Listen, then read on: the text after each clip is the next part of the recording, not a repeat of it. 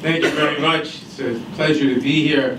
And actually, I was a member of the AZA, the B'nai B'rith Youth, although most of my activism in those days was in Mizrahi HaTzair, where I was a madrich.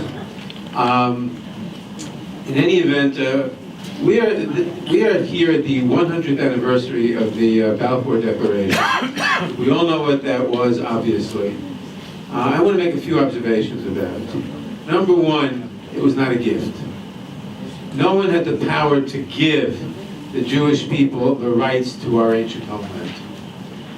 Jews always had rights there, always had a presence there, are and were an indigenous people there. And no one can deny that. Well, people can deny that, but no one can truthfully deny that. The support of the Balfour Declaration, which was, to be honest, a World War I measure, because the British wanted the support of the Yishuv, of the people, and of other Zionist leaders like the chemist Chaim Weizmann and various other reasons, was important, and we are grateful for it. But it was not the foundation stone of Israel. The foundation stone of Israel was the population in Israel throughout the millennia, and the return and the aliyot in the late 19th and early 20th centuries.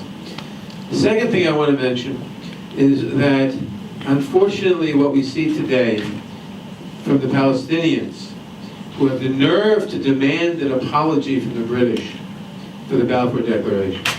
What does that tell us, besides the fact that they have a lot of nerve?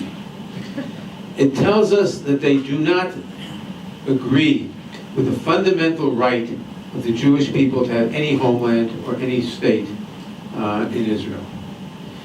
And until they do, it's very difficult, until they are willing to cede the right of a Jewish state in Israel, it's very difficult to see the possibility of a peace settlement. I have been a supporter, and I still am, of a two-state solution, because I think Israel needs a two-state solution. But it's very difficult to see that coming to fruition until you see the Palestinians admit the right of Israel to be there. Right now they don't admit it in any borders, which is a direct violation of their commitments in Oslo, but no one seems to remember that. But this is a constant danger to Israel, and the alliance with the United States is absolutely necessary for Israeli security. It's also necessary for American security. Israel is a great help to the United States for security and other things, and stability in the Middle East. And we must make sure that American support for Israel remains strong and remains bipartisan. And I'll be very blunt here.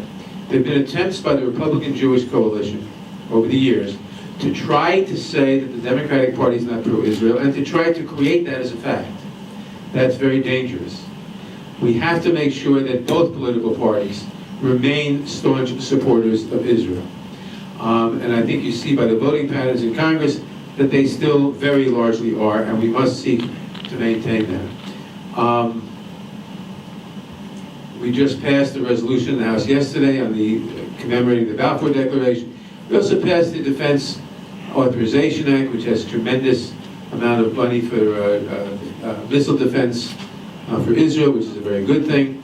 And the commitment of the United States to Israel at this point is very strong. We must do everything to maintain that. Despite occasional disagreements, any two governments will always disagree from time to time, but that doesn't detract from their fundamental common interests and their fundamental solidarity, and that must not in the future. Thank you.